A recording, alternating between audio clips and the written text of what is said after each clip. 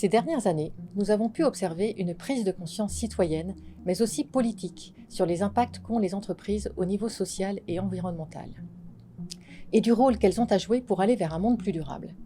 Au-delà des sommets, comités et accords divers qui ont eu lieu ces dernières décennies, quelles sont les lois qui ont été votées récemment ou qui sont à l'étude? Dans cette vidéo, nous utiliserons les 4 piliers de la RSE, à savoir le pilier social, sociétal, économique et écologique, pour décrypter les lois et réglementations en vigueur, et ainsi comprendre leur impact pour les entreprises de la mode.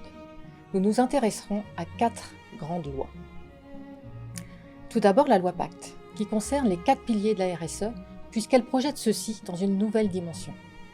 Ensuite, Stéphane vous parlera de la loi anti-gaspillage pour une économie circulaire, ou AGEC, qui est un grand pas en avant sur le plan écologique.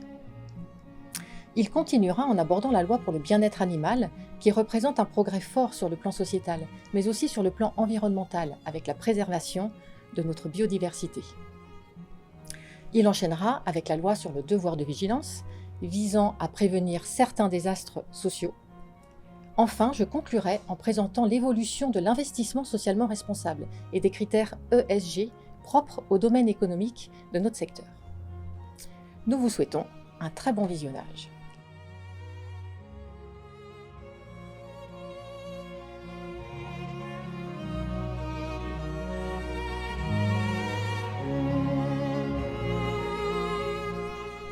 La loi Pacte, qui est l'acronyme du Plan d'action pour la croissance et la transformation des entreprises, a été votée le 22 mai 2019. Elle est une étape essentielle dans la réflexion sur la finalité de l'entreprise. La seule raison d'être d'une entreprise est de générer des profits pour ses actionnaires, disait Milton Friedman, économiste et prix Nobel américain, dans les années 70. Avec la loi Pacte, cette définition semble bel et bien révolue. Les premières réflexions sur la finalité des entreprises ne datent pas d'hier. Dès 1957, Georges Lasserre proposait déjà d'orienter l'objectif de l'entreprise vers l'intérêt général. C'est désormais chose faite, car comme évoqué par Bruno Le Maire, ministre de l'économie et des finances, le capitalisme ne peut plus se donner comme seul objectif de générer du profit. Il doit avoir un sens politique et social. Le capitalisme que nous avons connu au XXe siècle est dans une impasse. Avec cette volonté de réformer profondément la philosophie qui est la nôtre de ce qu'est l'entreprise, pour reprendre les mots d'Emmanuel Macron en 2017. Que contient cette loi Pacte? Et surtout, qu'est-ce que cela change pour les entreprises concrètement? Avec la loi Pacte, nous entrons dans une nouvelle ère de la RSE. La loi Pacte se lit sur 3 niveaux. Le premier niveau concerne l'intérêt social et la prise en considération des enjeux sociaux et environnementaux et contient une obligation pour les entreprises.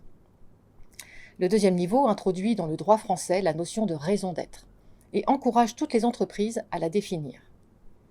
La loi propose enfin au troisième niveau, pour les entreprises qui souhaitent aller plus loin, une nouvelle qualité, celle de société à mission.